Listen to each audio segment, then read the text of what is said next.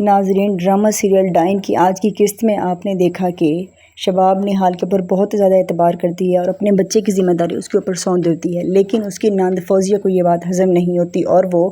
نہال کو دھکا دیتی ہے اور ساتھ ہی شور مچا دیتی ہے کہ اس نے بچے کو گرا دیا۔ شباب جب سنتی ہے تو وہ دوڑی چلی آتی ہے اور بچے کو اٹھا لیتی ہے اور ساتھ ہی نہال کو برا بھلا بھی کہتی ہے اور کہتی ہے چلی جاؤ یہاں سے، مجھے تمہاری ضرورت نہیں ہے اور نکل جاؤ اس کمرے سے۔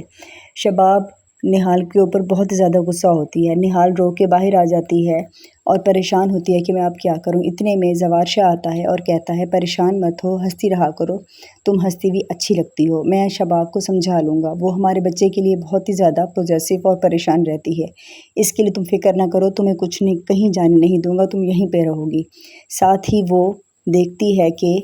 زوار شاہ اس کی باتوں میں آ رہا ہے، وہ اپنا ارادہ مکمل کر لیتی ہے کہ اب کچھ ایسا کروں گی کہ یہاں سے میں بالکل نہیں جاؤں گی۔ ساتھ ہی زوار شاہ دیکھتا ہے، اپنی بیوی کو سمجھاتا ہے۔ نہال اب فوزیہ کو وارننگ دیتی ہے کہ آج کے بعد تم ایسا کچھ نہیں کرو گی، اب آگے دیکھو میں کیا کرتی ہوں۔ اس کے ساتھ ہی ناظرین آپ دیکھیں گے کہ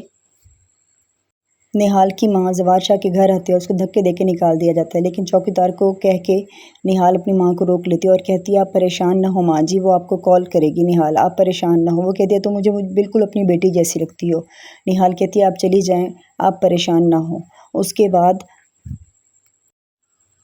کے بعد آپ دیکھیں گے ناظرین کہ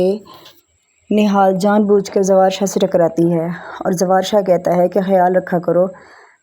تمہارے اوپر شباب نے بہت مشکل سے اعتبار کیا ہے، وہ دوبارہ اعتبار نہیں کرے گی، میں نے سمجھا دیا ہے اس کو۔ وہ اس کو سمجھا دیتی ہے اور اس کے ساتھ ساتھ ہی نہال اپنا آنے والے وقت کے لیے نیا پروگرام تیاری کرنے کی کوشش کرتی ہے اور اپنے بچے کے اور بھی زیادہ کلوز جاتی ہے اور دوبارہ شباب کا اعتبار جیتنے کی کوشش کرتی ہے،